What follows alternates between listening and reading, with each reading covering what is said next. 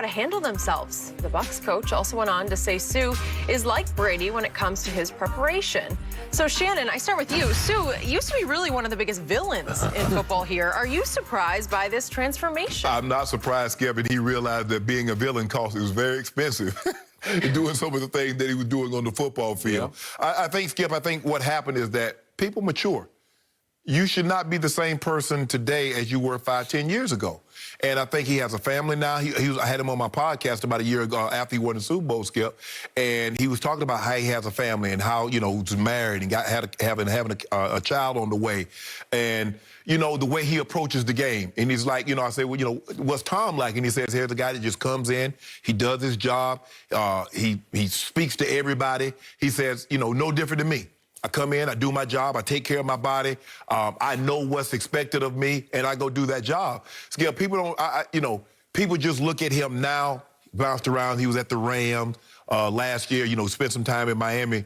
But his first couple of years in Detroit, it's hard to press there being a better defensive tackle than what this kid was. I buy that. He was special. And if you watched it in his college games, there hadn't been a more dominant defensive tackle. You might have to go back to Warren Sapp. I said before his draft, I would take him first overall. I said the exact same thing. He's special. And I think the thing is, Skip, is that where he is now, as opposed to where he was then, he got his emotions in check, his anger. Because if you did something to him, it didn't matter. Not only was he going to take it out on you, he's going to take it out on your quarterback also. And so he talked about being at the University of Nebraska. Warren Buffett's a big, I think he's an alum of Nebraska, but he was at a game and he ended up meeting him, and they became very good friends. And he talked to him about things and about, you know, hey, you know, he realized that, you know what, I'm giving $70,000, $100,000. I can take this money and I can invest it. And he speaks about generational wealth and not doing foolish things that's going to put that in jeopardy. And so for me, I just think he's matured. I think he's grown up. He's at a different place in his life, and we should mature. We shouldn't be the same people today as we were 5, 6 years, 10 years ago. And in him, Skip, he comes with credentials. He's a defensive rookie of the year. He's been an all-pro player. He's been to multiple Pro Bowls. He's one of the most accomplished. JPP also had won a Super Bowl, but he's one of the more accomplished players on that defense. And so for me, I just think the thing, he's been there, he's done that. He's been a very good player. He's not the same player that he once was when he was in Detroit, but he's still a damn good player. Now, don't underestimate him. You saw him in the Super Bowl. Yep. Don't underestimate him and think he can't still play.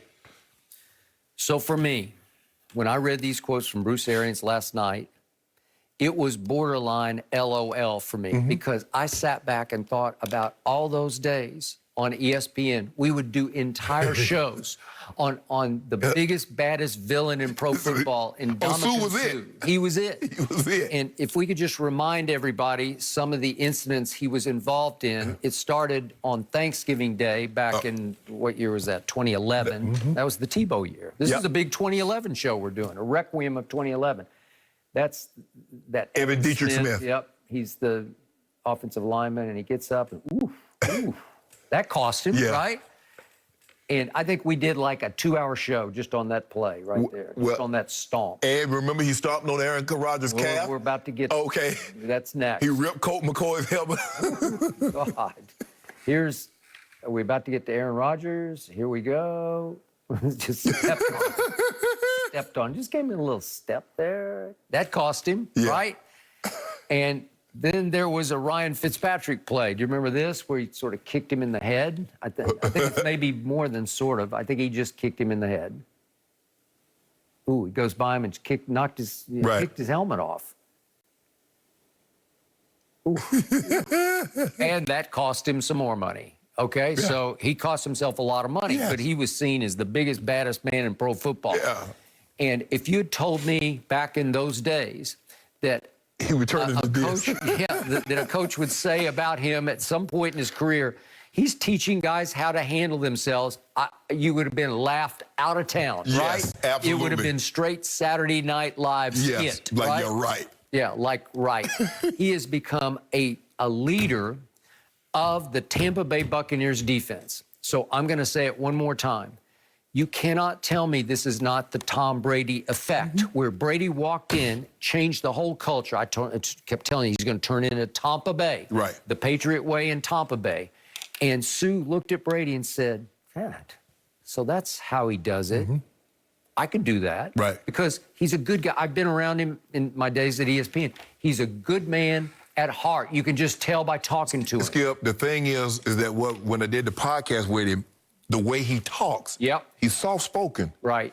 But the way he plays, he's old school Deacon Jones, where they rip your head, anything goes. Yeah. And when I'm like, I'm like, how does this, you talk like this and so even keel and so low key, but then when you on the field, you trying to kill somebody. Dr. Jekyll, Mr. Hyde. And so I'm like, Mr. Hyde's scary. Yes. But Mr. Hyde has to learn anger management on a football field where there's a line you cannot cross. Yes. You got to swallow Yes, that. yes. You just, at the end of the play, if it's over, you just Right, got to swallow it right, and go to the next right. play and take your anger out on Right. him across from you when they snap the And football. right now, Skip, he don't even try to take the quarterback down. If you notice, he shoves all the quarterback. He said, because, you say I landed my body weight on him. He's like, I'm a big man. I mean, what you want me to do? You want me to fall down first and then pull him on top of me? Yep. No. So he just shoves everybody down. Well, Patrick Mahomes says it feels the same to me. So if you'd told me 5 years ago that both Sue and Antonio Brown would win rings together on the same Right. team, I would have laughed you off this set. Right.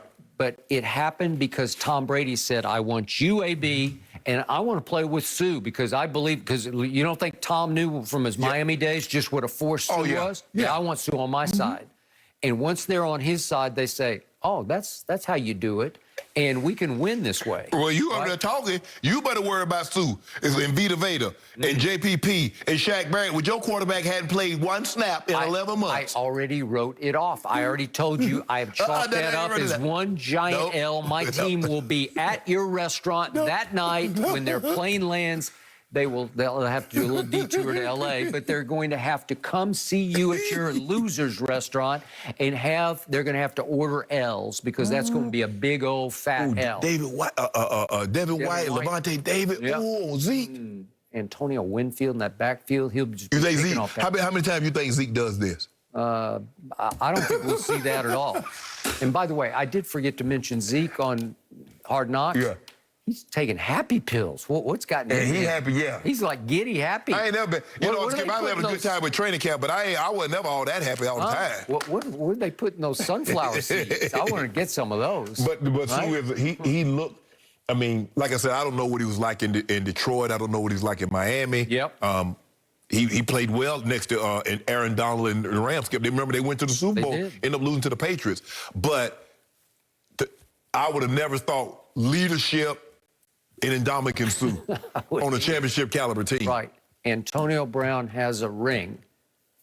Tom Brady. Yeah. Thank you very much. But you got to be, AB, hopefully is a different player today than he was 2 years ago or 3 years ago. Because he realized, you know what, I'm about to be up out the league. Because the NFL will move on without you. He got his knee fixed. Brady got his knee fixed. Look out, NFL. Okay, look out, NFL. Yep. Well, prohibitive favorite. Possibly. They're not the prohibitive Yes, favorite. they are. No, they're not. I think the cases league also needs to take note of this guy, CeeDee Lamb. Is he ready to take over and be the Cowboys' next elite superstar on offense? That's next. No mercy.